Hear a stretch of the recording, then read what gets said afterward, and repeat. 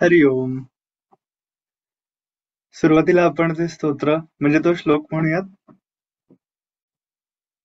गुरुर्ब्रह्मा गुरुर्विष्णू गुरुर्देवो महेश्वरः गुरुः साक्षात् परब्रह्म तस्मै श्री गुरवे नमः.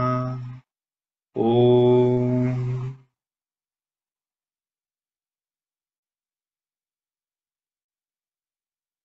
आज आपण इतकं छान पद्धतीने गुरुपूजन केलं.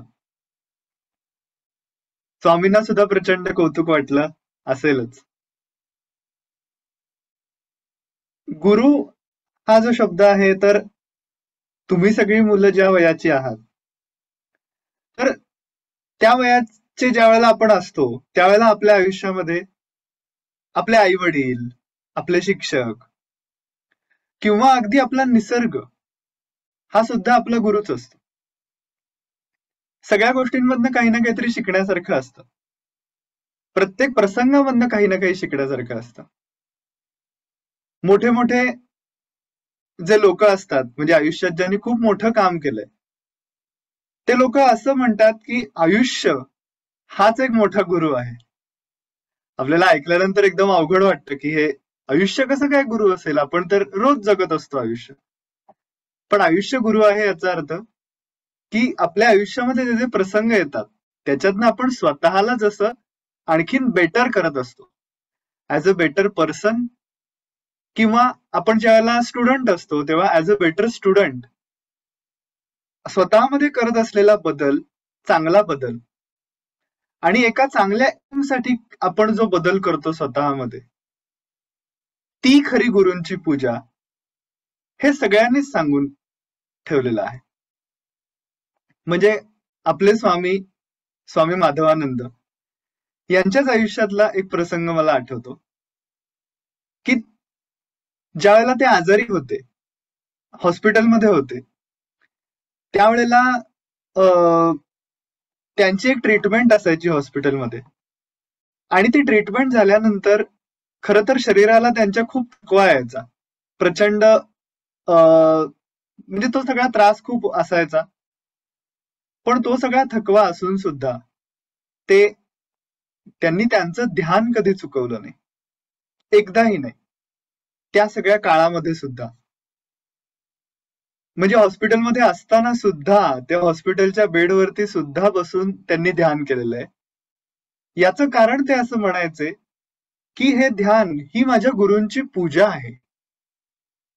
ध्यान करायला स्वामींना, त्यांच्या स्वामींनी म्हणजे स्वामी माधवनाथांनी सांगितलं, अनुग्रह दिला, आणि ही जी अनुग्रहातून जी शिकवण दिली, ती साधना जी सांगितली, ती प्रत्यक्ष करणं हेच खरं पूजन आहे. म्हणून आज जर आपण आपलं केंद्र आजचं नीट ऐकलं असेल, तर अनन्या म्हणताना म्हणाली की विहान आता प्रातिनिधिक गुरुपूजन करेल. आजच्या दिवशी आपण जे प्रदर्शन पूजनाचं जी क्रिया करतो, ते एकूण आपल्या पूर्ण आयुष्यामध्ये किंवा पूर्ण आपल्या सगळ्या लाईफमध्ये, पूर्ण दिवसभरामध्ये आपण जे काम करतो त्याचं एक रिप्रेझेंटेशन आहे की आपण दिवा लावतो, आपण ओवाळतो गुरूंना. त्यामुळे आपण ते फक्त एक रिप्रेझेंटेशन म्हणून करतो. आपलं प्रेम सुद्धा व्यक्त करण्याची आपल्याला गरज असते. आपण जसं आईला रोज मिठी मारतो प्रेमाने, तसा हा वर्षातनं एक दिवस गुरूंच्या बद्दलचं प्रेम व्यक्त करण्याची एक अपॉर्च्युनिटी असते, संधी असते. परंतु आज आपण जो श्लोक बघणार आहोत, गुरुर्ब्रह्मा गुरुर्विष्णू गुरुर्देवो महेश्वरः गुरु साक्षात परब्रह्म तस्मै श्री गुरवे नमः. ब्रह्मा विष्णू महेश हे तीन महान देव असं आपण सगळीकडूनच ऐकलेलं आहे, आपल्याला माहिती आहे. परंतु त्यांचं कार्य म्हणजे त्यांची फंक्शनॅलिटी, ब्रह्मा विष्णू महेश, प्रत्येक देवाचं एक एक कार्य असतं. तसं ब्रह्मदेवाचं काम काय, तर सृष्टी म्हणजे सगळं जग निर्माण करणं, हे ब्रह्मदेवाचं काम आहे. विष्णू या देवाचं काम काय किंवा त्यांचं काय मुख्य कार्य आहे, तर सगळ्या सृष्टीचं पालन पोषण करणं, म्हणजे एकूण सगळा जे काही या जगामध्ये सगळा जो काही व्यवहार चाललेला आहे, जे काही सगळं चाललेलं आहे, ते सगळं व्यवस्थित चालेल, ते सगळं चालवणारी जी शक्ती आहे ती म्हणजे भगवान विष्णू. आणि भगवान शंकर हे खरं सांगायचं तर सगळ्या प्रकारचा जो लय होतो, एक प्रकारे लय याचा अर्थ की एखादी गोष्ट नष्ट करणे. आता साधं उदाहरण घेऊ आपण, की ढग येतात, पाऊस पडतो आणि पाऊस पडल्यानंतर ते ढग निघून जातात. कुठल्याही गोष्टीमध्ये, कुठल्याही क्रियेमध्ये काहीतरी निर्माण होतं, त्याचं कार्य करतं आणि ते नष्ट होऊन जातं. आणि ही जी सगळी प्रक्रिया आहे याच्यामध्ये ब्रह्मा विष्णू महेश हे तिन्ही जे ईश्वर म्हणून आपण ज्यांचं पूजन करतो त्यांचं कार्य हे आहे. आता यामध्ये गुरु जे असतात त्यांना गुरु हेच ब्रह्मा आहेत, गुरु हेच विष्णू आहेत, गुरु हेच महेश्वर म्हणजे भगवान शंकर देखील गुरुच आहेत असं म्हणलेलं आहे. असं का बरं म्हणलं असेल? याचं कारण आपण जर थोडा नीट विचार केला तर आपल्या असं लक्षात येईल की आपण ज्यावेळेला कुठलीही नवीन गोष्ट शिकत असतो, गुरु आपल्याला एखादं नवीन ज्ञान देत असतात, नवीन गोष्ट शिकवत असतात. ज्यावेळेला आपण ती गोष्ट शिकत असतो त्यावेळेला ती नवीन गोष्ट, तो नवीन कॉन्सेप्ट किंवा शाळेमध्ये शिकत असताना तो नवीन लेसन हा आपण ऍब्सॉर्ब करत असतो.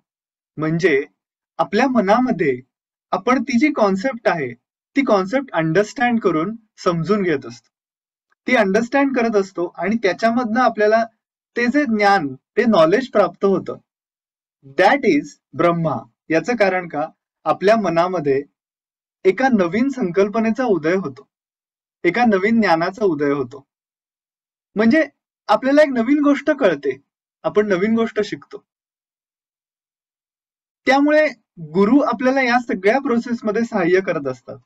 म्हणून गुरु हे जणू काही ब्रह्मदेव आहेत असं म्हणलेलं आहे. याचं कारण ब्रह्मदेवाचं कार्य सृष्टी निर्माण करणं जसं आहे तसंच आपल्या मनामध्ये ते नॉलेज आपल्याला देणं, आपल्या मनात ते नॉलेज निर्माण करणं हे ब्रह्मदेवांचं काम आहे.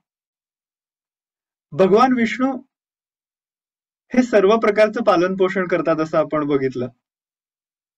आता ज्या वेळेला आपण एखादी गोष्ट शिकत असतो त्यावेळेला आपल्याला त्याच्यात मध्ये बऱ्याच शंका पण येऊ शकतात, आपल्याला डाऊट्स असतात, आपल्याला काही काही गोष्टी कळत नाहीत, आपल्याला ते विचारायला लागतात. म्हणजे ही जी सगळी प्रोसेस आहे त्या प्रोसेसमध्ये, आपल्या लर्निंग प्रोसेसमध्ये आपला जो लर्निंग माइंडसेट आहे, ऍटिट्यूड आहे, तो ऍटिट्यूड इंटॅक्ट राहील, तो तसाच राहील, तो मेंटेन राहील, याचं काम देखील गुरुच करत असतात. कारण ते आपल्या शंकांचं निरसन करतात, आपण जिथे अडू तिथे आपल्याला मार्ग दाखवतात. आणि भगवान विष्णूंचं काम हे सर्व प्रकारचं पालन पोषण करणं, आधार देणं सगळ्या विश्वाला हा आहे. तसाच गुरु देखील आपल्या या लर्निंग प्रोसेसमध्ये आपल्याला सपोर्ट करत असतात, आधार देत असतात. आणि भगवान शंकर गुरुर्देवो महेश्वर असं म्हणलेलं आहे.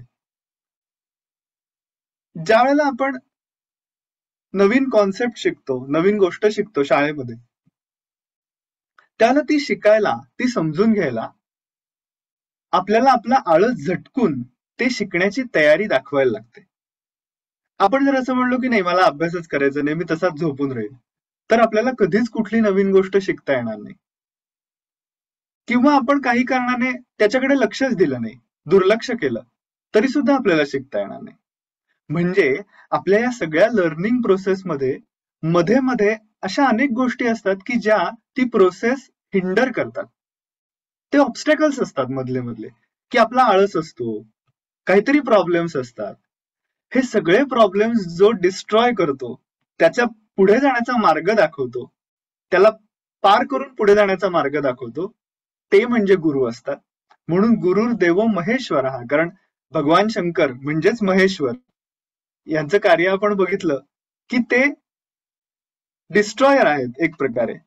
म्हणजेच या ठिकाणी लर्निंग प्रोसेसमध्ये आपले जे गुरु असतात ते आपल्या मनातला हा जो सगळा ऑब्स्टॅकल असतो की जो आपल्या लर्निंग प्रोसेसमध्ये निर्माण होत असतो, तो सगळा ते डिस्ट्रॉय करतात. म्हणून गुरुर् ब्रह्मा गुरुर् विष्णू गुरुर्देवो महेश्वरः गुरु साक्षात परब्रह्म.